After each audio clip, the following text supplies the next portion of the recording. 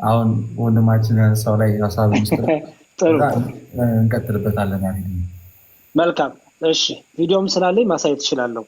ወንድማችን እንግዲህ የጠየቀን ጥያቄ በብሉይ ኪዳን የነበሩ አባቶቻችን ሲሞቱ የት ነበር የሚገቡት አይደል ጥያቄ? እና አይ ቲንክ ደግሞ ስለ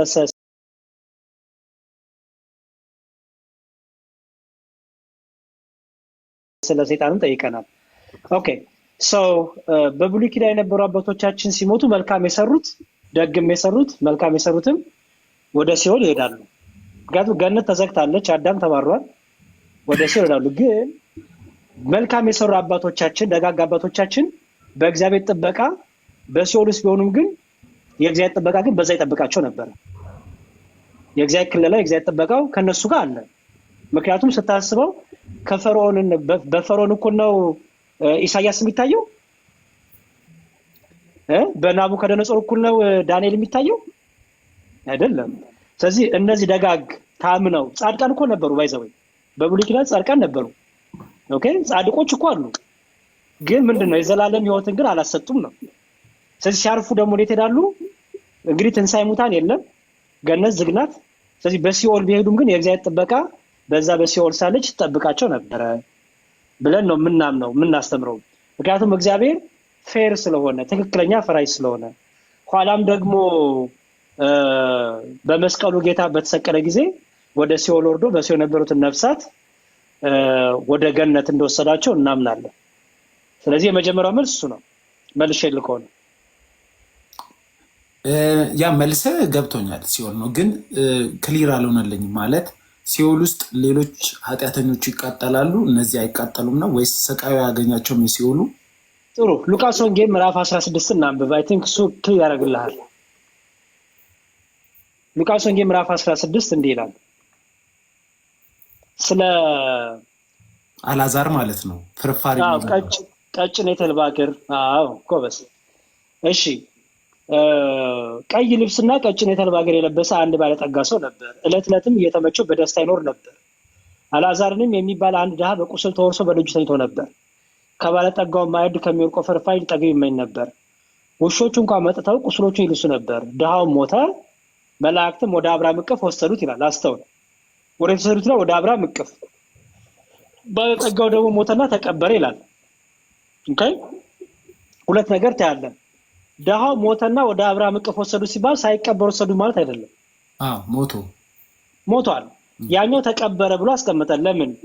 ያኛው የሄደበት ቦታ ስላለ በኋላ ታያለህ። በሲኦልም በስቃይ ሳለ ይላል። አየኸው? በሲኦልም በስቃይ ሳለ አሻቅቦ አብርሃምን በሩቅ አየ፣ አልዓዛርንም በእቅፉ ይላል።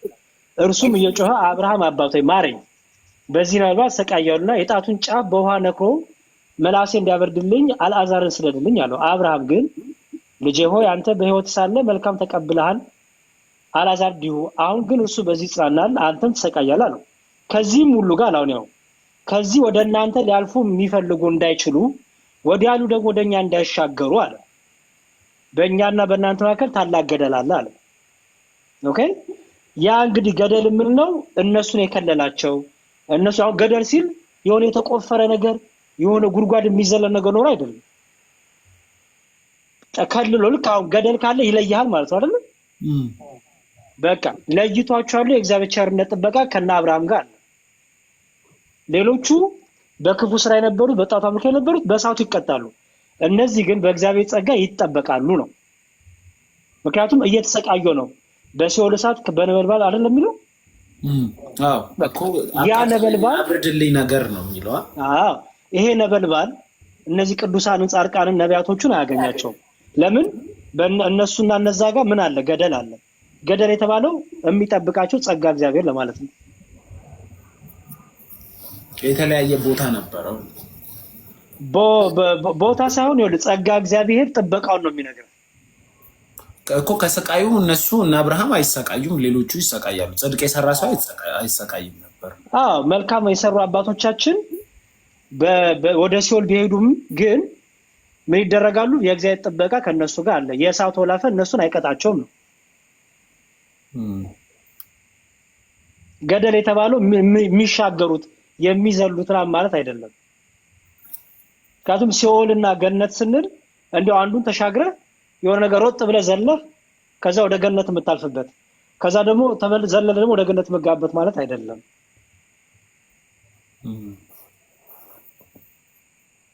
ትንሽ ኮንፊውዝ የሚያደርግ ነገር አለ፣ ግን ሀሳብህ ገብቶኛል። ምንድነው ኮንፊውዝ ያደረገ? ኮንፊውዝ ያደረገኝ ነገር አንደኛ ሰይጣን ሴት ነበር በዛ ሰዓት ላይ እሱን ለብቻው መልስልሃለሁ። አሁን እዚህ ጋር ነፍሶቻቸው ወዴት ሄድ ነበር እንዴት ነው በሚለው እሱ ተመልስኩልሃል እኮ ነፍሶቻቸው መልሰህ ያንተ ሀሳብ እኮ ተረድቻለሁ፣ ግን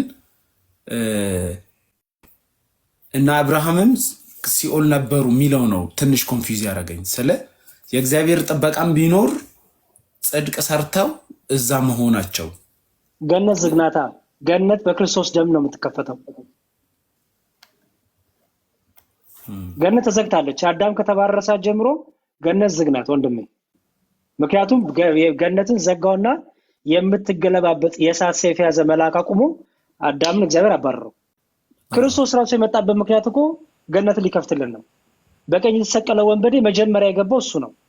እውነት እልሃለሁ ዛሬ በገነት ከኔ ጋር ትሆናለህ አላለውም ጌታ? በቃ ጌታ የመጣበት ትልቁ ዓላማ ያን ያጣነውን ገነት የእግዚአብሔር ልጅነት መመለስ ነው። ክርስቶስ በመስቀል ላይ ተሰቅሎ ደሙን ቤዛ እስኪሆን ድረስ እነዚህ ገነት ዝግናት። ስለዚህ ነፍሳት ሁሉ ወደ ሲኦል ይሄዱ ነበረ። ለዚህ ነው ጴጥሮስ ምን አለ መሰለህ? አንደኛ ጴጥሮስ ላይ እሱ ላነብልህና ልደትሻው ይቀጥላል። አንደኛ ጴጥሮስ እንዲህ ይላል። አንደኛ ጴጥሮስ ምን ብሎ አስቀመጠ መሰለ? ወደዛ ከመሄዳችን በፊት እቺን ጥቅስ ብንጨምርለት እሺ። ሐዋርያት ሥራ ምዕራፍ 2 ቁጥር 27 ላይ ነፍሴን በሲኦል አትተዋትምና ቅዱስህም መበስበስን ያይ ዘንድ አትሰጠውምና ብሎ ሐዋርያት ሥራ ምዕራፍ 2 ቁጥር 27 ላይ ነብዩ ዳዊት አስቀድሞ የተናገረው ትንቢት አለ። ነፍሴን በሲኦል አትተዋትምና ማለት በሲኦል ያሉ ሰዎች የተተዉ የተረሱ ናቸው አይደል? ቅዱስህም ምን ያይ ዘንድ መበስበስን ያይ ዘንድ አትተውም ብሎ የእግዚአብሔር ረድኤት መልካም ካደረጉት ሰዎች ጋር በረድኤቱ እንደሚጠብቃቸው መዝሙረኛው ዳዊት በሐዋርያት ሥራ ምዕራፍ 2 ቁጥር 27 ላይ የእሱን ትንቢት አዲስ ኪዳን ላይ አምጥተው አስገብተውት ተመልክተናል። እንደገና መዝሙረ ዳዊት መዝሙር 22:11 ላይ አቤቱ ቅዱስህን በሲኦል ውስጥ አትተወውም እያለ የተናገራቸው ነፍሴን ጠበቅካት፣ ነፍሴን አዳንካት፣ ከጉድጓድ አዳንካት እያለ በርካታ ቦታዎች ላይ በጣም ወደ 60 አካባቢ የሚሆኑ ጥቅሶች አሉ። መዝሙረ ዳዊት ላይ ብቻ ነፍሱን እንዳዳነው እንደጠበቀው የሚያሳዩ አንድ በአንድ መዘርዘር ይቻላል። ጠቅለል ሲል ምንድን ነው እግዚአብሔር እንግዲህ ኢንፋናይት ነው እንደምታውቀው፣ የትም ቦታ ላይ አለ። በሲኦል ውስጥ አለ ሲባል ግን እግዚአብሔር የሚፈልጋቸውን ሰዎች በረድኤት መጠበቅ ይችላል ነው እንጂ ሙሉ ሪል ፕሬዘንሱ ሌላ ቦታ ላይ እንዳሉ ይኖራል ማለት ሳይሆን የሚወዳቸውን የእሱ የሆኑትን ሰዎች ምን ማድረግ ይችላል ማለት ነው፣ መጠበቅ ይችላል። ለምሳሌ እንዴት ትረዳዋለህ? ፀሐይ በኃይለኛ ፀሐይ ብትወጣ ጥላ የያዙትም ሰዎች ውጪ ናቸው፣ ጥላ ያልያዙትም ሰዎች ውጪ ናቸው። ጥላ የያዙት ሰዎች ፀሐዩ አይነካቸውም፣ ግን ደሴም ፀሐይ ይመጣል እነሱ። ልክ እንደ ማንኛውም ሰው ተመሳሳይ ምድር ላይ ነው ያሉ። ልዩነቱ የነዚህ ጥላ መያዝ እና የነዛ ለመያዝ ነው እንጂ እዚችው ደካማ ምድር ላይ ሁለቱም አሉ። በእነዚህ ሴንስ መረዳት ይችላል። ይሄ ፌር ነው እንዲሁም ለአስተሳሰብ ስለ ጽድቅም የሰራው መጥፎም የሰራው እኩል የሚቃጠል ከሆነ ፌር አይደለም። እኔ ቅድም ያልኩት ያነሳሁት ከዛ ሀሳብ አንጻር ነው። ወደ ሲኦል በወርድም አንተ በዚያ አለ ብሎ ነብዩ ዳዊትም ስለተናገረ ወደ ሲኦል በወርድም አንተ በዚያ አለ፣ ወደ ላይ ቦታ አንተ በዚያ አለ፣ አንተ በሁሉ ቦታ አለ ብሎ እግዚአብሔርን አመስግኖታል።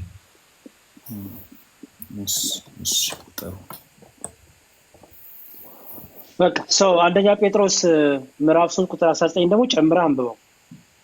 አንደኛ ጴጥሮስ ምዕራፍ 3 ቁጥር 18 ጀምሮ ስታነበው ምን ይላል መሰለህ? አንደኛ ጴጥሮስ ምዕራፍ 3 ከቁጥር 18 ጀምሮ ክርስቶስ ደግሞ ወደ እግዚአብሔር እንዲያቀርበን እርሱ ጻድቅ ሆኖ ሳለ ስለ አመፀኞች አንድ ጊዜ በኃጢአት ምክንያት ሞቷልና በስጋ ሞተ፣ በመንፈስ ግን ሕያው ሆነ። በእርሱም ደግሞ አለ በወህኒ ሄዶ በወህኒ ለነበሩ ነፍሳት ሰበከላቸው ይላል። አየህ፣ በምን ለነበሩ ነፍሳት? በወህኒ ይላቸዋል። ወህኒ ሲባል እስሬ ማለት ነው አይደል? እንግዲህ በወይን የነበሩት ነፍሳት ሲባል ወይን የተባለው በወይን የተመሰለው ሲኦልን ነው። ምክንያቱም በአጋንንት ታስረው ተይዘው የነበሩ ነበሩ፣ በሰይጣን ተይዘው። ስለዚህ እነሱ ሁሉ ጌታ ምን አደረገ? በሞቱ ፈታቸው፣ ነፃ አረጋቸው ማለት ነው። እና ነፃነት ተሰበከላቸው ሲል አዳናቸው፣ ተቤዣቸው እንደማለት ነው። እና ቅድም ልደት እያለ ትንቢቱ መዝሙረ ዳዊት የተነገረው ኋላ ለጊዜው ዳዊት ስለ ራሱ ተናገረ፣ ኋላ ፍጻሜው ለክርስቶስ የተባለ በሁለቱም መልኩ ይተረጎማል ማለት ነው። ሰይጣን የነበረ ነበር ሁለተኛው። ይሄ ላይ አሁን ደህና ነህ? ይሄ ላይ አዎ መረዳት አለ። ኦኬ ልደት የሚጨምርህ ነገር አለ ነኝ? ቅድም ጥቅሶቹ ምናልባት ልስጥህ ምጽፋቸው ከሆነ አይ ችግር የለም። እሺ እኔ ምንድነው ሁለቱም እኩል የሚቃጠሉ ከሆነ ፌር አይደለም። ከዛ ሁለቱንም ደግሞ ኢየሱስ ክርስቶስ ሞቶ ሁሉንም ማወጣቸው ከሆነ የና አብርሃም ጥቅማቸው ማለት የእግዚአብሔርን ስም ስትይዝ አብረ መሰደድ አለ፣ መወጋት አለ፣ የምድራዊ ኑሮ አይመችህም፣ ብዙ ነገር አለ። እነሱ በዛ ሪዋርድ ከሌለው ሰው ወደዛ አይሄድም። የሰው አይምሮ እንደዛ አያስብም። እንዴት ልበል? እኔ ሀሳቡ ያልተገብኛል ማለት የፈለግከው መልካምም አድርጎ መጥፎም አድርጎ ሲሆን የሚገባ ከሆነ ምንድነው ጥቅሙ? የዛ ሰው መልካም ማድረጉ ምድር ላይ እሱን እየገዛ መኖሩ ምንድን ነው? ሁሉም ደግሞ ወደ ሲኦል የሚገቡ ከሆነ ማለት ሁሉም ደግሞ ወደ ገነት ጠቅልለው የሚገቡ ከሆነ የነዛ ልፋት ምንድን ነው ነው ያለበት የሚደረግ ጥረት። እንደ አጠቃላይ ቤተክርስቲያን ዩኒቨርሳሊዝም የሆነ ሳልቬሽንን አታስተምርም። ዩኒቨርሳል የሆነ ሳልቬሽን ዝም ብሎ ጥቅልልል ያለ ወደ ገነት የመጓዝ እንደዛ አይነት ግልጽ የሆነ እንደዚህ አይነት ትምህርት አይደለም ያለ። በሲኦል ውስጥ ቅድም ያሬድ አስቀምጦልሃል ረድኤተ እግዚአብሔር እንዳለ በአዲስ ኪዳንም በብሉይ ኪዳንም ሰፊ ጥቅሶች አሉ። ከክርስቶስ በፊት ያረፉ የሞቱ ሰዎች እንዳለ ከሲኦል ጥቅልልል ብለው ወደ ገነት ገብተዋል ብሎ በሃይማኖት ደረጃ በትምህርት ደረጃ እንደዚህ አይነት ትምህርት የለም። ግን አለ፣ እይታው አለ፣ ስፔኩሌሽኖች አሉ። እንደዛ ነው ብሎ አንዳንድ ጥቅሶች ይጠቀሳሉ። ከዚህ አይ እንደዚህ አይነት አለ፣ ይሄ ለዚህ ይሆናል፣ አይ በዚህኛው መንገድ እንደዚህ ይሆናል ተብሎ መሀል ላይ ቪዎች አሉ። እንደ ዶግማ ሳይሆን የየግለሰቦች ወይም ደግሞ በጣም በነገሮች ላይ የተራቀቁ አባቶች ያስቀመጧቸው ሀሳቦች አሉ በስፔኩሌሽን ደረጃ። ግልጹ ትምህርት ግን ምን መሰለ? ያመን የተጠመቀ ሄደ ነው። እኛ ሃይማኖት ማለት የተገለጠ ነገር አይደለ? ስለተገለጠ ነገር አለ የምናወራው። በአዲስ ላይ የተገለጠው ምንድን ነው? በልጁ በኢየሱስ ክርስቶስ የሚያምን የዘላለም ሕይወት አለው። ግልጽ ትምህርት አሁን ያ እዛ ላይ አሁን አስረግጠን እንናገራለን። ሌላ አስረግጠን ምናምን አንናገርም። ገብቶኛል። የሴጣኗ ግን ራሱ ጥያቄ ፈጠረች። አይ እንዳንፈራ ነው። አሁን አይ ቲንክ ሰይጣን ከእግራችን በታች ነው ብዬ ነው የማስበው። አሁን እግዚአብሔር ጋር እየሄደ የምትለው አፓርት ናት ትንሽ። አይ እግዚአብሔር ጋር እየሄደ ያልኩት ምክንያት እየሄደ ሳይሆን አይ ቲንክ ያው እኔ እንደነገርኳችሁ ድሮ ነው መጽሐፍ ቅዱስ ያነበብኩት። አሁን 8 ዓመት ምናምን ማንበብ አቆምኩ። ድሮ ግን በደንብ አነብ ነበር እና ስለ ኢዮብ ታሪክ ስለ ኢያሱ ምናምን ስናወራ ሰይጣን እንደዛ ሲል እርግጠኛ ቃሉን በዛ ወይ ባልለውም እንደሱ አይነት ነገር ያነበብክ ይመስለኛል። በተለይ ስለ ኢዮብ ነው የጥፋት ልጅ ብቻ የእግዚአብሔር ልጆችና የእንትን ምናምን በእግዚአብሔር ፊት ቆሙ እና እንደዚህ እሱ እኮ ይሄን አለው ይሄን ብትነጥቀው እንደዚህ ነገር ይል ነበረ። ኢያሱንም ደግሞ ምናምን የሆነ ነገር ብሏል አይደል? የኢዮብ ታሪክ በዋነኝነት ለብዙዎቻችን አስተማሪ ታሪክ ነው ላዩ ላይ። ምክንያቱም የኢዮብ ጋይስ እንዴት መሰላችሁ? እግዚአብሔር ይነጋገራል ሲባል የሆነ እንደዚህ ግልጥ ብሎ ሰይጣን እዚህ ጋር ይቆማል፣ እግዚአብሔር እዚህ ጋር እንደዚህ አይነት መንገድ አይደለም። እኛ እንደምናስበው አይነት መንገድ አይደለም። ሰይጣን እንደምታውቀው የትኛውንም ሰው ለመፈተን ይሮጣል አይደለም? እግዚአብሔር ግን ምን ያደርጋል? ረድኤቱ ስላለ የሰይጣንን እኛ ከማናውቀው እግዚአብሔር ከሚያውቀው ከስንት አደጋ ተርፈን ወደ ቤታችን እንገባለን። የእግዚአብሔር ጥበቃ ስላለ ምንድን ነው ኢዮብ በነበረበት ደግነት ሰይጣን በብዙ አይነት መከራዎች ሊፈትነው ቢመጣም የእግዚአብሔር ረድኤት ስለነበረ ፈተናዎቹ አልመጡም። ያለው ነገር ምንድን ነው? እንዲህ ፌስ ቱ ፌስ የማውራት ጉዳይ ሳይሆን እግዚአብሔር ያደረገው ምንድነው? አምላክነት ኃይሉን ተጠቅሞ ከነፍሱ ውጪ ወደሱ የሚወጡትን ፈተናዎች መከላከልን ያቆሙ ባጭሩ እንደማይክደው ስላወቀ። ስለዚህ ዛን ሰዓት ላይ ሰይጣን በግልጽ አገኘው ማለት ነው። በግልጽ አገኘው፣ በግልጽ ፈተነው፣ አስጨነቀው፣ እስከመጨረሻው ድረስ ታገለ። እምነቱን ሊሸረሽር አልቻለም። ስለዚህ ራሱ በአንደበቱ መሰከረ። በቃ እኔ ኢዮብን ምንም ማሸነፍ እንዳልቻለ ምንም እንኳን ከነፍሱ ውጭ ሌላው ፍቃድ ቢሰጠው ማሸነፍ እንዳልቻለ። ይሄ ደግሞ እግዚአብሔር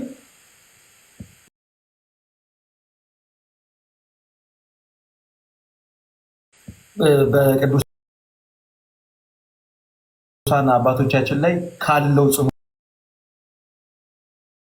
እምነት የተነሳ አንዳንድ ሰዎች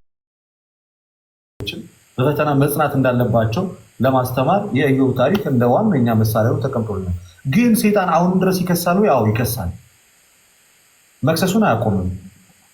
መክሰሱን እንዴት ነው የሚከሰው ብለን ስናስብ በፍርድ ቤት አይነት ሴንስ ሳይሆን ቆንጆ የኃጢአት ድግስ ያሳየንና እዛ ድግስ ውስጥ ገብተን ከዛ ኃጢአት ውስጥ ከገባን በኋላ ያለመውጣት ስሜት ውስጥ ይከተንና የጸጸት ክስ ይከሰናል። በቃ ወድቀሃል ከዚህ በኋላ ከዛ ምን ትላለህ? በራስ ባንደበት እኔ ለእግዚአብሔር የምጠቅም ሰው አይደለም፣ እኔ በቃ ከዚህ በኋላ እግዚአብሔር አይፈልግም እያል ጀርባህን እየሰጠ ትሄዳለህ፣ ከእግዚአብሔር እየተለየ ትሄዳለህ። ስለዚህ በአንተ ስጋ ማን አዛዥ ሆኖ ይቀራል ማለት ነው? ራሱ ሰይጣን አዛዥ ይሁንና በእግዚአብሔር ፊት ኃጢአተኛ ሆነህ እንድትታይ ያደርጋል። ክሱ እሱ ነው። በዚህ መንገድ ግን ራዕይ ዮሐንስ ምዕራፍ 12 ቁጥር 7 ላይ የወንድሞቻችን ከሳሽ ግን በክርስቶስ ኢየሱስ ድል እንደተደረገ ይናገራል። አንድ ሰው በክርስቶስ ተስፋ ካልቆረጠ በስተቀር ሰይጣን አያሸንፍም። በክርስቶስ ተስፋ ካልቆረጠ በስተቀር ምክንያቱም በፊት ላይ ዛሬ እንደምታውቀው ሰይጣን ኃይል አለው በእኛ ላይ ክርስቶስ እስኪገለጥ ድረስ ብዙዎቹን አይታል። ኢሳያስ ጽድቃችን የመርገም ጨርቅ ሆነ ብሎ እስከሚናገር ድረስ በጣም በርካታ ጥቅሶች አሉ። ጌታ ኢየሱስ ክርስቶስ ግን ከመጣ በኋላ በዚህ በቆላሲያስ ምዕራፍ 2 ከቁጥር 14 ላይ በትእዛዝ ተጽፎ የነበረውን ዲያብሎስን በመስቀል ጠርቆ ከመንገድ አስወግዶታል። መንገዱን ዘግቶታል፣ ከመንገድ አስወግዶ። ስለዚህ አንተ በነፃ ፈቃድ ለሰይጣን ትንበረከካለህ እንጂ ሰይጣን በኃይሉ አንተ አንበረከከም። አሁን ሰዎች ነፃ ፈቃዳቸውን የመጠቀምና ያለመጠቀም ጉዳይ ነው። እሺ ብለህ ለሱ ተላልፈህ ከተሰጠ ወይም ይቆጣጠራል።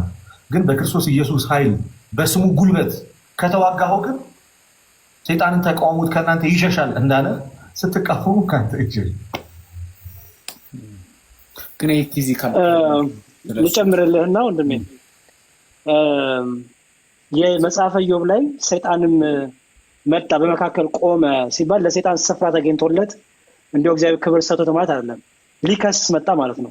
ከሳሽ ነው ማለት ነው። በዚህ በአንደኛ ጴጥሮስ መልእክት ቅዱስ ጳውሎስ እንዲህ ይላል። አንደኛ ጴጥሮስ ምዕራፍ 5 ቁጥር 8 ምን ይላል?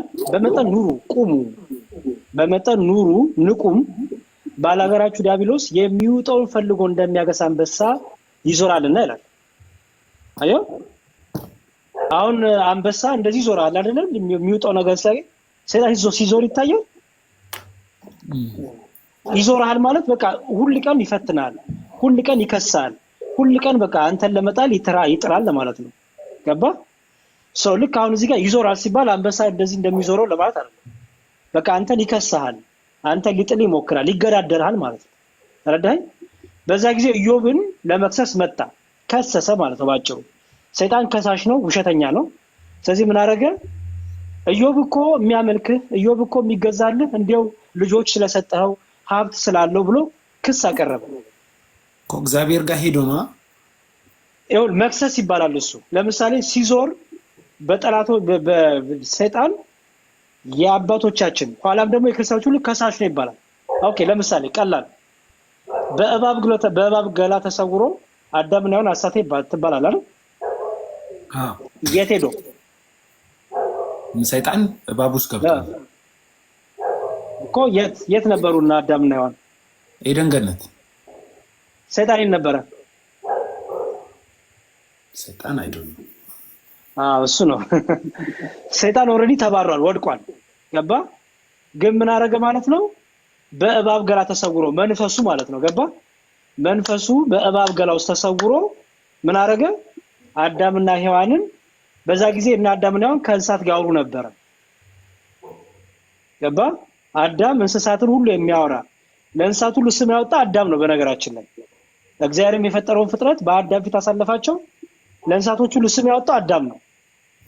ይህን ጸጋ ነበረው አዳም። ስለዚህ በእባብ ገላ ተሰውሮ ምን አደረገ? አዳምና ሔዋንን አሳታቸው። ልክ እንደዛ ሁሉ ሰይጣንም ይከሳል ነው። ገባ? በቃ በሰማይ በምድርም ስላንተ ይከሳል። በቃ ሁሉ ቀን ይቃወማል፣ ይከሳል።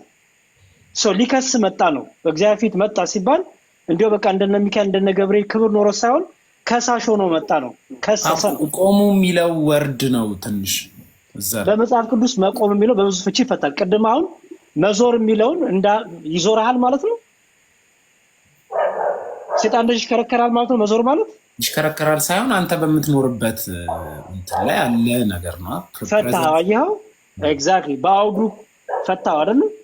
በቃ መቆም የሚለው በዛ ፍታው። ለምሳሌ አሁን መቆም ሲባል በመጽሐፍ ቅዱስ አንደኛው ለመላእክት መቆም አለ። ገባ? ለመላእክት በእግዚአብሔር ፊት ይቆማሉ ይባላል። ለምስጋና፣ ለአምልኮ፣ ለጸሎት፣ ለውዳሴ ይቆማሉ። ሰይጣን ቆመ ስትል ለአምልኮ፣ ለውዳሴ፣ ለምስጋና ነው አይደለም። ይከሳል ነው ባጭሩ እኮ። ቢያንስ መጽሐፍ ቅዱስ ላይ እንደመሰለ የተረዳሁት ፊት ለፊት በአካል መቆም ሳይሆን ሰምሃው ከእግዚአብሔር ጋር ኮንቨርሴሽን አላቸው ነገር ነው። ከሳሽ ነው ይኸውልህ። አሁን ዛሬ እያቀረበ ነው፣ እግዚአብሔር እየሰማው ነው ማለት ነው ሰይጣን። ለምሳሌ ክርስቶስ ኢየሱስ ይከራከርናል እኛ ክርስቶስ ኢየሱስ ይከራከርናል ስንል ምን እያልን መሰለ? ሰይጣን መጥቶ ሲከሰን ክርስቶስ ልጄ ነው በደሜ አዳንኩት ነው። አየህ? በደሜ ዋጀሁት ነው ብሎ ምን ያደርገናል? ይቤዠናል፣ ያድነናል እንላለን። ገባ? ለምሳሌ የሚዋቀስልን እኮ ነው አለን ክርስቶስን። የሚከራከርን አለን። የሚከራከርን ከምድራዊ ነገር ነው። ለምሳሌ ዳዊት ሲጸልይ በመዝሙረ ዳዊት ምን አለ መሰለ? እግዚአብሔር ሆይ ክርክሬን ተከራከርልኝ አለው። አስተውል። ክርክሬን ተከራከርልኝ ሲል እግዚአብሔር እየመጣ በምድራዊ ነገስታት ፊት እየቆመ ይከራከራል ማለት ነው። እሱማ የመንፈሳዊ ስራ ነው እኮ። በቃ ይሄ የምናወራውን ይሄን ነው። አየው? መንፈሳዊን ዓለም ነው የምናወራው። መንፈሳዊን ዓለም ስናወራው አሁን ሰይጣን በእግዚአብሔር ፊት ቆመ ሲባል ለመክሰስ ኢዮብን ለመውቀስ እግዚአብሔር ኢዮብን እስቲ ከፈለክ ልጁን ውሰድበት፣ ንብረቱን ውሰድበት፣ ግደልበት፣ በበሽታ ምታው እያለ ከሰሳየው። ይክድሃል እኮ እሱ እኮ ስላሟላለህት ነው እያለ ነው የሚከሰው። አሁን ክስ ነው ያቀረበው ሰይጣን። አየው? ያንን ወስደ ዳዊትም እግዚአብሔር ሆይ ክርክሬን ተከራከርልኝ ሲል ምን እያለ ነው ዳዊት? ፍረድልኝ አይደል? ፍረድልኝ፣ በሚጠሉኝ ፊት አንተ ፍረድልኝ፣ በሚከሱ ፊት አንተ ፍረድልኝ ያለ ነው። ስለዚህ ልክ ክርስቶስን ይከራከራልና ስንል ሰይጣን ሲከሰን ይከራከርልናል ነውና እንዲያው ፊት ቆመ ሲባል መጥቶ በነ ሚካኤል በነ ገብርኤል ልክ ክብር ኖሮት እንዲያው ልክ ለምስጋና እንደሚቆሙት እንደዛ ቆመ በሚል ሴንስ አይደል?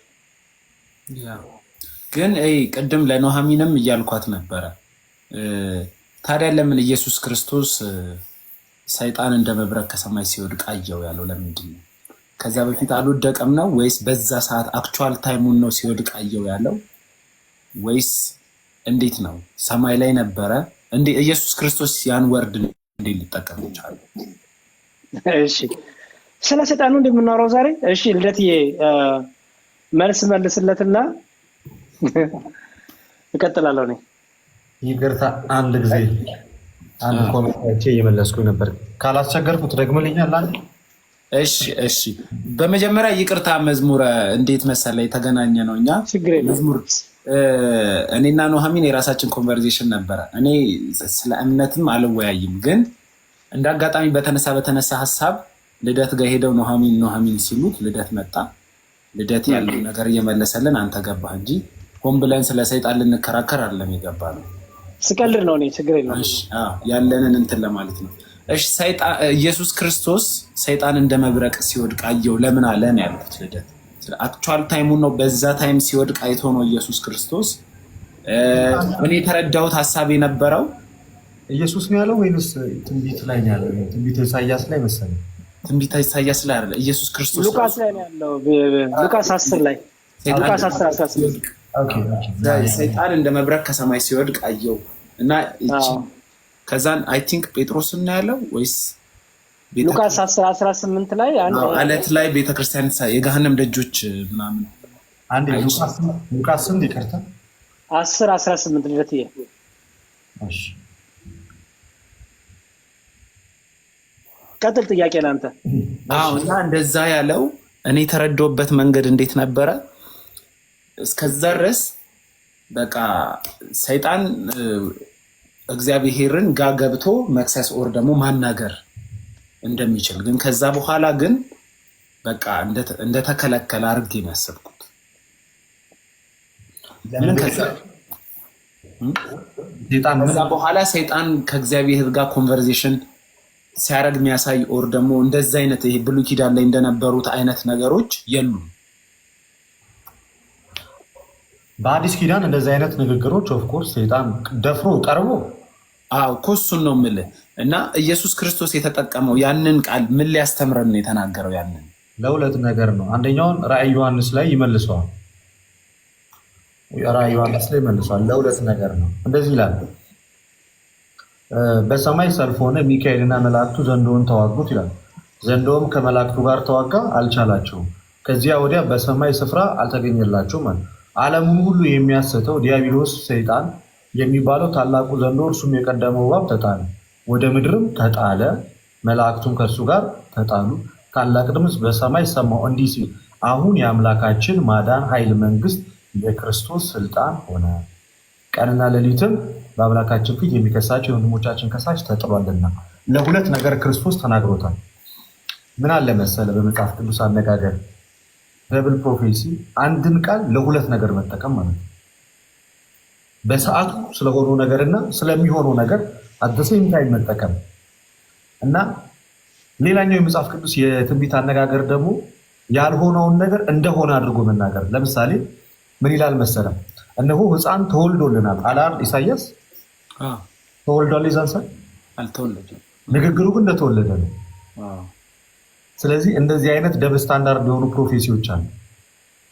ልክ እንደዛ ሰይጣን እንደ መብረቅ ሲወድቅ አየው ማለቱ ክርስቶስ ስለ ሁለት ነገር ተናግሮታል። አንደኛ በመላእክት ዓለም በእግዚአብሔር ኃይል እንደጣሉት ለማስረዳት አሁን ያነበብኩልህ የተደረገ ነገር ማለት ነው። የተደረገውን ነገር ሲወድቅ አየው ብሎ ሲናገር በራዕይ ዮሐንስ ምዕራፍ 12 ላይ ያለውን ሰይጣንና ሰራዊቱን ሁሉ እንደጣሉት ይናገራል አይደል? ድል የሚያደረጉት ከአምላካችን የተነሳ ነው አለ። አንደኛ እሱን የሚያስረዳበት። ሁለተኛ ደግሞ ልክ ቆላሲያስ ምዕራፍ 2 ቁጥር 14 ላይ ከመንገድ ጠርቆ አስወገደው የሚለውን እንደ መብረቅ ከላይ ሲወድቅ አየው ብሎ ከላይ የሚወድቅ ነገር ስብርብሩ አይደለም የሚወጣው ክትክት እንደሚለው ክርስቶስ በመስቀሉ ዲያብሎስን ከክርስቲያኖች ላይ አስወግዶታል። ከላይ ከፍ ብለህ ካየው በስምህ አጋንንት ተገዙልን እያሉ ይጠይቁታል።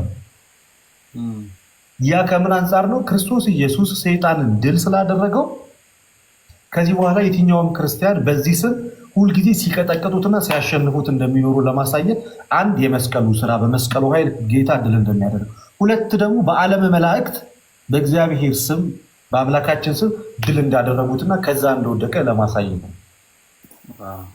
ስለዚህ አክቹዋል ታይሙን ሳይሆን እንደ ፕሮፌሲ ነው ነው በሁለቱም መንገድ ሀፕን ያደረገ ነገር ነው። አክቹዋሊ በራዕይ ዮሐንስ ላይም ያለው አለ። በክርስቶስ ኢየሱስ ደግሞ ኃይልና ስልጣን በተአምራት ሞትን ድል እንዳደረገ እንደገና ደግሞ በስም በክርስቶስ ስም አጋንንት ለነሱ እንደሚገዙላቸውም ጭምር ለማሳየት። ሶስተኛው ደግሞ ምክንያት ይኸውልህ እዚህ ጋር ይሄ ትርጓሜያችን መጽሐፍ ነው። ትርጓሜያችን ነው ይላል ወይ ቤሎ ሙናሁ ሪክዎ ለሰይጣን ከመመብረቅ ወድቀም ሰማይ ይላል። ሰይጣን ከሰማይ እንደወደቀ መብረቅ አየሁት አይደለም የሚለው ቃሉ። ትርጉም ይለና መብረቅ ከተበተነ በኋላ ስራ አይሰራም አይደለ? ታውቃለህ። ለምሳሌ ልክ አንድ መብረቅ መጥቶ ብትን ካለ በኋላ ኃይል ይኖረዋል? አይኖረውም። መብረቅ ከተበተነ በኋላ ስራ እንደማይሰራ ሁሉ ሰይጣንም ጌታ በገዳመ ቆሮንቶስ ትዝ ይልሃል? በሶስት መልኩ ሰይጣን ሲፈትነው ጌታን በመብል በትዕቢት የሚባሉት እነዚህ አርስተ ኃጣው ይባላሉ። የኃጢአት ዋናዎች ይባላሉ እነዚህ ሶስቱ፣ ትዕቢት፣ ቅናትና ስስት እነዚህ። ስለዚህ በገዳመ ቆሮንቶስ እነዛን ድል ከነሳሁት በኋላ ስራ እንዳይሰራ አውቃለሁና ሲል ነው ይላል። አየው፣ ኃይል የለውም ሲል ነው። ወድቋል፣ ተሸንፏል። ድል አድርጌዋለሁ ሲል ነው። እና ልክ መብረቅ ከወረደ በኋላ አቅም እንደማይኖረው ሁሉ ሰይጣንም ይህን ፈተና አቀረበ፣ ጌታ ድል አደረገው። ጌታ ድል ስላደረገው እኛም ድል የምናደርግበት ምን ሰጠን? አቅም ሰጠን። ሰይጣን ደግሞ ኃይሉን አጣ ማለት ነው።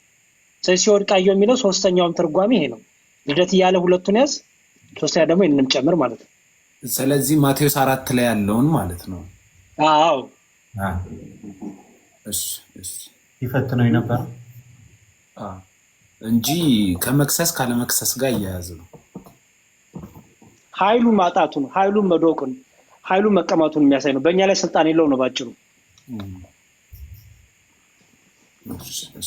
ቴንክ ዩ ዌልካም ልደትዬ፣ ዩ ዌልካም። እውነት ነው፣ ዩ ዌልካም ይባላል። እውነት ነው ይባላል። አዎ ይባላል። አይ እዚህ ጋር ዩ ዌልካም ማለት ሰልችቶን ዝም ያልኩ ተፋጠጥኩኝ ነኝ። እኛ ጋር አልፎ አልፎ ነው እንግሊዝኛ የምትሰማው ገብቷል። ኧረ የሆነ ሪከርድ የሆነ ቪዲዮ የተሰራ አይቼ ስለ እንግሊዝኛው ስታወራ ለዛ ነው የታልኩት። ኧረ ወይኔ ደግሞ ጭራሽ ሪፖስት አድርጎታል። እሺ ጉዳችንን ሪፖስት አድርጎታል። እሺ ሞን ምን እያልከን ነበር? በቃ አይ ቴንኪው ሌላ ጊዜ ደግሞ በደንብ እስኪ እንደ ቀልድ የተነሳ ነው እንጂ ይሄ እኔ ተዘጋጅቼበት ምናምን እኔ የእምነት ጉዳይ ይቅርታ አድርጉልኝ። እናንተ ጎበዞች ናችሁ እዚህ ላይ መታችሁን ተመለከታችሁ። እኔ እንደዛ አልወያይም ብዙ ጊዜ እዛ ነገር ላይም የለውበትም እና ጥያቄዎቹን ከመጥፎም እንዳትወስዱት ከጥሩም እንዳትወስዱት። እንደ ቀልድ እንጂ በቀልድ ወይ መወራት የተጀመረ ወሬ ነው።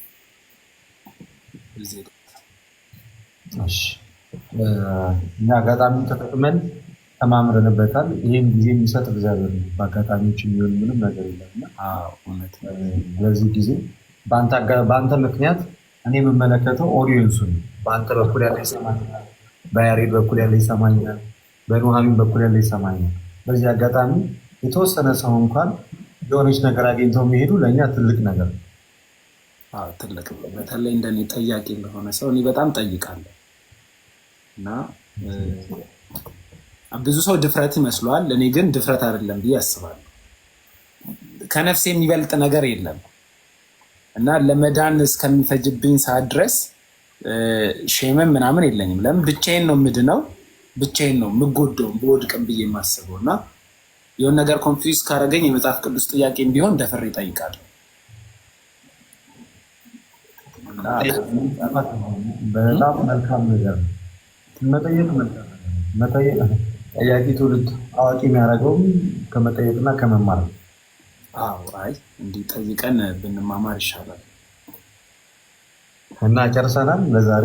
እኔ ጨርሻለሁ። ኑሃሚን ጋር አልጨረስም።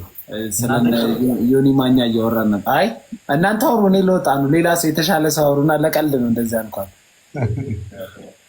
ቅድም የሆነ ጥያቄ ጠይቂያት አይ ቲንክ ሪከርድ አድርጎ ፖስተዋታል መሰለኝ እና ቦዘርድ አድርጓታል። ለዛ እንደዚህ አልኳት።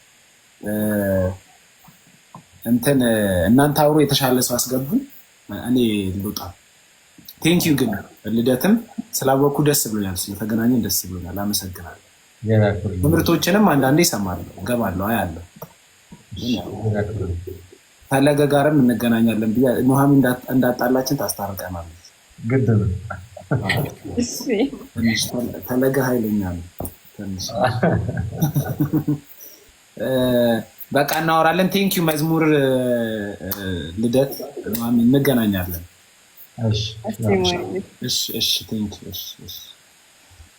ልደትዬ፣ እኔ ግን ሀሳብ ስጡ። ተው በዚህ ነገር ላይ እናንተ ተው። ኑሃሚን ምን ይመስልሻል ይሄ ትምህርት? አይ ቆይ ግን ዲያቆን እኔ ጌታን አዝኝበታለሁ። ስጽፍልህ አይመስልኝም። ማን ነው? ቴሌግራም የምጽፍልኝ? አረ በስመ አብ እግዚአብሔርን እኔ በጣም ነው የደበረኝ። ባይዚ ጌታን ወይኔ፣ ኧረ ተይ ኑሃሚን አይደብርሽ። እኔ እኮ በጣም ብታይ እኮ ላይፌ በጣም የከበደኝ ሰው፣ በጣም ሩጫ የበዛብኝ ሰው ነኝ። አይ ነው እሱን እረዳለሁ በእውነቱ። ያው እንደ እንትን አልጠብቅም። ያው አሁን ደግሞ ባለትዳርም ስትሆን ብዙ ሩጫ ይኖራል። ብዙ እንትን ይኖራል። እሱን እረዳለሁ እንዴ። ያው ግን በስመ አብ አንተ በጣም ብዙ ጊዜ ከሆነ ቴሌግራም ላይም ከዛ ቲክታክ ላይ አክቹዋሊ አንዴ ነው የጻፍኩት። ቴሌግራም ላይ ግን በጣም ብዙ ጊዜ ሁለት ስልክ እና አንደኛው ቁጥሬ ኦኬ፣ ሌላ ቁጥሬ ነው ጽፍ ማለት ነው። እዚህ ላይ አይደለም። ኦኬ፣ የኢትዮጵያው አወራንበት ላይ ነው የጻፍኩት። በቃ እሱ ሌላ ቁጥር ነው፣ ሌላ ስልክ ነው እሱ። ይቅርታ ነው አሚኒ፣ እከስሻለሁ፣ መልሳለሁ። ይቅር በይ።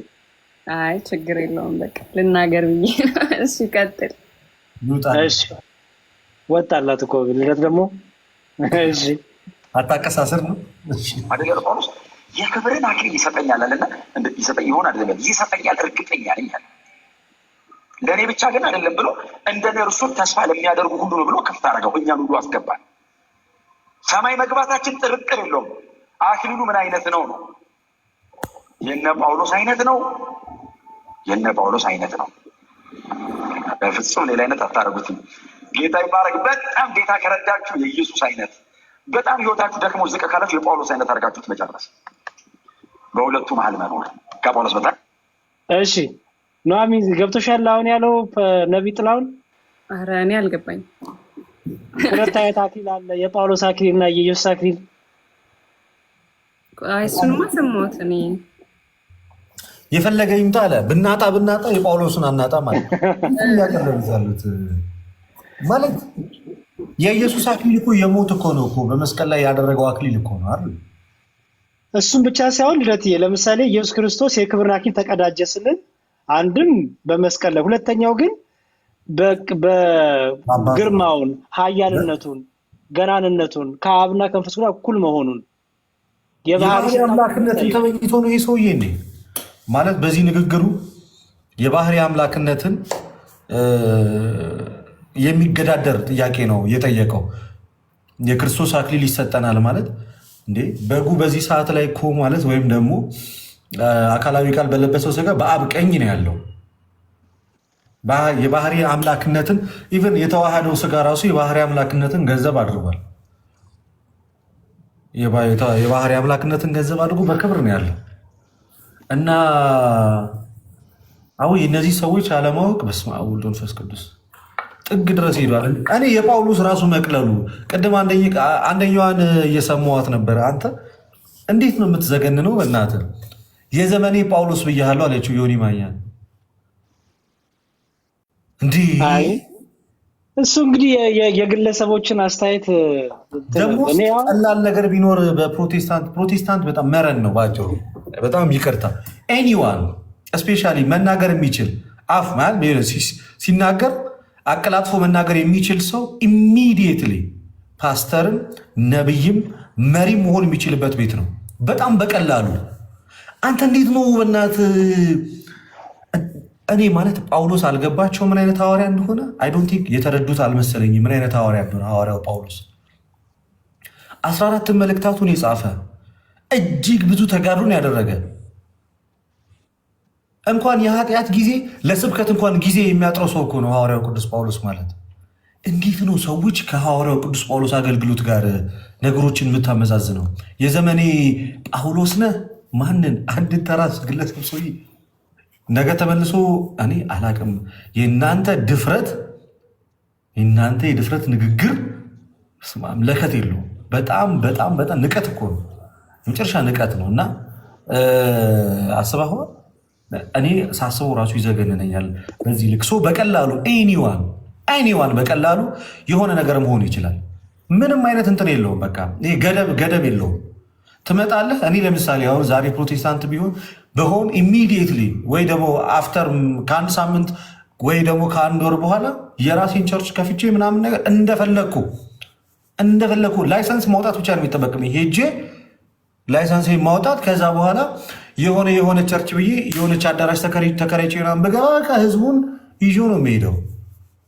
አስቸጋሪ ነው። ሀው ጸጸተኛ እንጂ ከጳውሎስ ጋር ሲያወዳድሩት ጀለስን አንበሷን እንደዚህ እየቆጠረ ምናምን ትላንትና እየሾፈ አሁን የሆነ ሪከርድ ተደርጎ ይወጣል። ጭራሽ ደግሞ አሁን እዚህ ላይ ጨምሬበት ከዛ በኋላ እየተመቸኝ የምር ተረግጬ አስቡት። በስነ ስርዓት ሳቁ መጥቷል። በስነ ስርዓት ማለት ነው። እየሾፈ ነው በስነ ስርዓት። እኔ ገረመኝ የሴቲቷ ኢነርጂ። ልክ ተለቅ ያለ ጊፍት ሲሰጥ ድምጿ ጨመረ። ልክ ተለቅ ያለ ጊፍት ሲገባ ከዛ ዮኒ ማኛ እንዲህ ነው የሚሾፈው።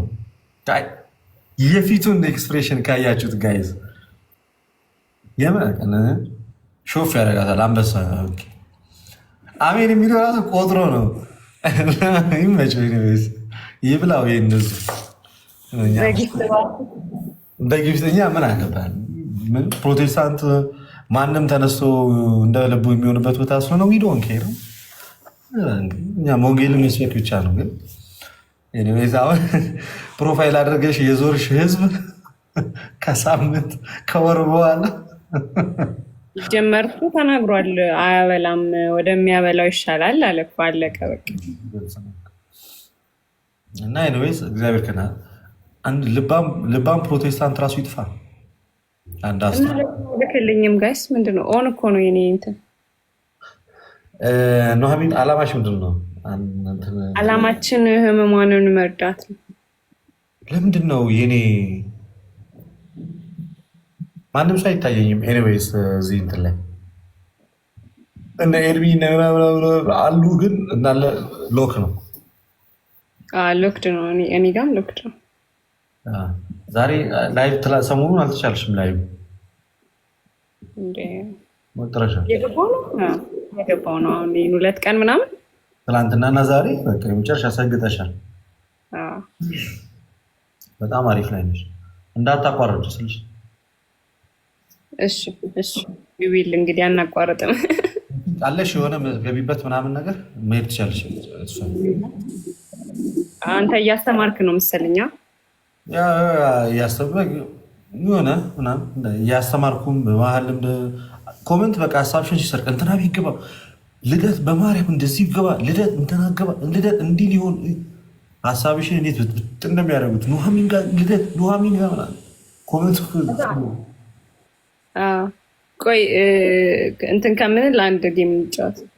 ከዛ በኋላ አንተን ታስተምራለህ። እሺ። እና ሞን ጥያቄ አለኝ። አሁን ተመላለስናል መለስንለት አይደል? ሌላ ስለምን ጥያቄ ነው የምታወሩት ጋይዝ? አረ ማንም ማለት ምን እንግዲህ እና እንቀጥላለን። አንዳንድ ሰው እያስገባው እቀጥላለሁ። ቅድም ሳስተምራቸው የነበረው የግዕዝ መጽሐፍ ቅዱስ ገዛው ዛሬ ለቀኑ ብሎ ስለሶስት አሳይ ነበር። ኦሪጂናል የግዕዙ የመጀመሪያው ትርጉም መጀመሪያው ጥንታዊ ትርጉም አንደኛው እኮ ግዕዝ ነው። ታውቂያለሽ? ጥንታዊ ትርጉም አንደኛው ግዕዝ ነው። ኤክስፔንሲቭ ነው። ፕላስ ስንት ገዛ?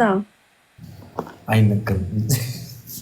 እኔ ባለፈው 1980 ምናምን 20 ሺህ ብር ተብዬ ነበር። እንደዛ ነገር ነው። አይ ትንሽ ደህና ነው። ከዛ ይበልጣል። አይ ያንሳል። ከዛ እንኳን ያንሳል። ግን ህትመቱ የለም ብዙ ያልቃል። ተው ታታባርኩ በል ያልቃል። ተው እና በስመ አብ ግዕዝ ማንበብ ትችያለሽ? እኔ አረ ወይ ማቃተን አንድ ቆይ ስልቴ ካልዘጋለ ማለቴ በደንብ ማንበብ አልችልም። ያችኛውንም ግን ጀስት እንትን እላታለሁ ብዙ ጊዜ።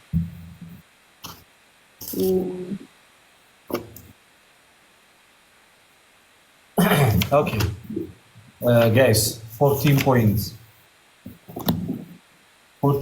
ጋይስ 14 ፖይንት 2 ዶናት ሌትስ ጎ ሞልቻለሁ። አስተምራችኋለሁ። ሲሪቬል እቺን አንድ ጌም ልጫወትና አስተምራችኋለሁ። ደብል መጣ ትሪፕሉ መጣ። ከትሪፕሉ በኋላ ትይልኛለች። እኔ አሁን ሙሉልኝ ምናምን ብላቸው ኑሮ አይሞሉልኝም ነበር። ዝም ስላልኩኝ አንድ የመጨረሻችንን ተጫውተን ከዛ ወደ ቅድም ወደ ነበር ሌትስ ጎ ላይ ጋይስ ፑሽ ፑሽ በጊፍት ባርኩኝ። ፑሽ ጋይስ ፑሽ። እኔ ጋይስ አንበሳ እንዲወርድ አይን መጨፈን አለብኝ።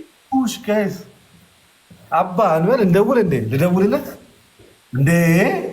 አይ ቲንክ እንዴ ማነው የሚለው ይዘርየው? ይሄ ለኔ አዲስ ነው። ይሄ ለኔ እንግዳ ነው። አሁን ያየሁት ስም ማንበብ ሁሉ አቃተኝ ፍጥነቱ ሲያልፍ።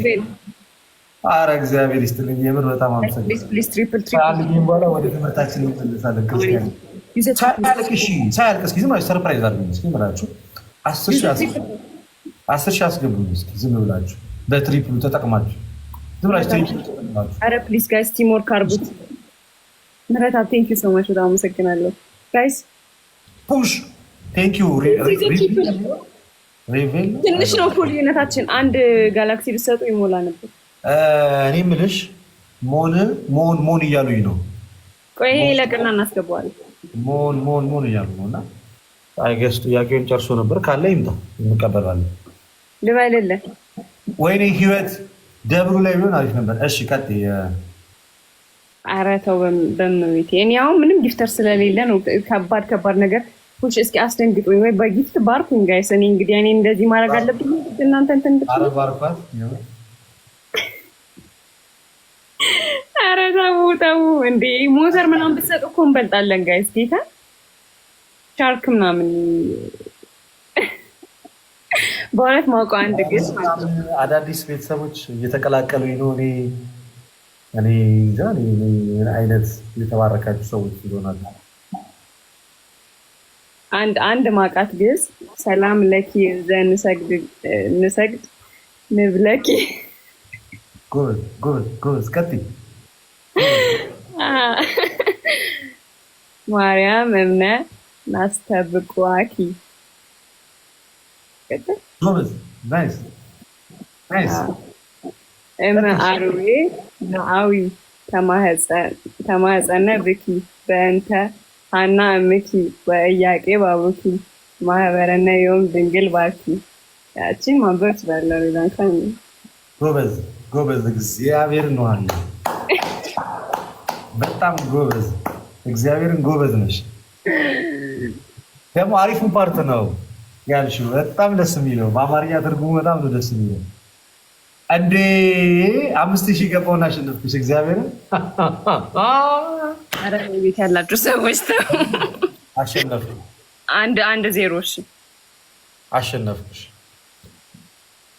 1-0 እሺ። አንድ ጨዋታ ብለን ነበር እንቀጥልም። እሺ ስለሆነ አንድ ጌም ሲባል ቤስት ኦፍ 3 እንደሆነ የታወቀ ነው ብዬ እኮ ነው። እሺ ኤርሚ ማን ነው? የትኛው ኤርሚ ነው እየጠራህ ነው የምትሉት? ታብታብ ይገረግ ማን ነው? እግዚአብሔር ያክብርልኝ ጋይስ። ደብል ተባርኩ በእግዚአብሔር። ሪቪል ነው የሚለው አካውንቱ። እግዚአብሔር ያክብርልኝ። እግዚአብሔር ይስጥ። ተባረክ። እግዚአብሔር በብዙ ይባርክ። አመሰግናለሁ። ኤርሚ የቱ ቼክ አድርጋችሁ ነው? እስኪ እኔ ቼክ ላድርግ። ኤርሚ ኤችዲ ይላል። በርግጥ ሆን ብላችሁ ስልታንከራትቱኝ ስለምትፈልጉ ነው። ታብታብ አድርጉ። እኔ በሌላ ስልክ ቼክ አደርጋለሁ። ታብታብ በደንብ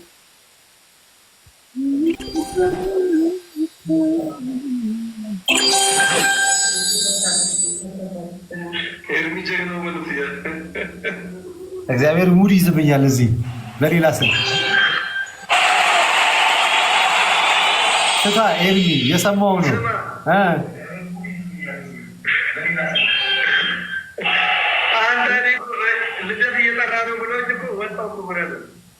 እኔ ጋር መጥቶ ደግሞ ኤርሚ እየጠራህ ነው።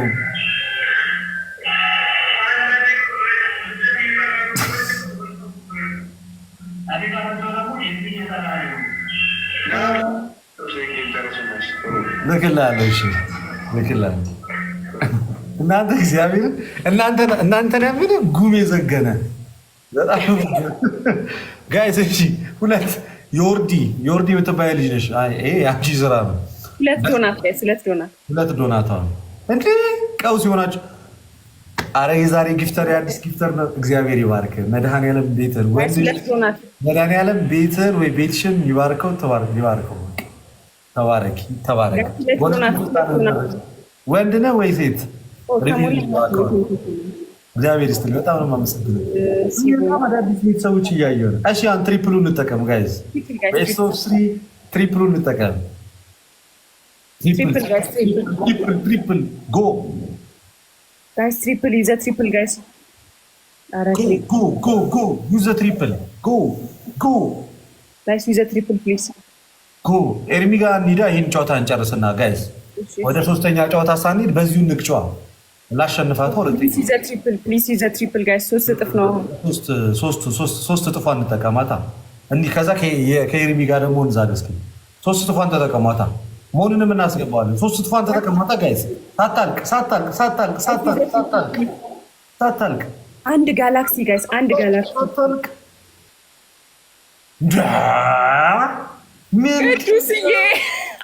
ምንድን ነው? በኢየሱስ ስም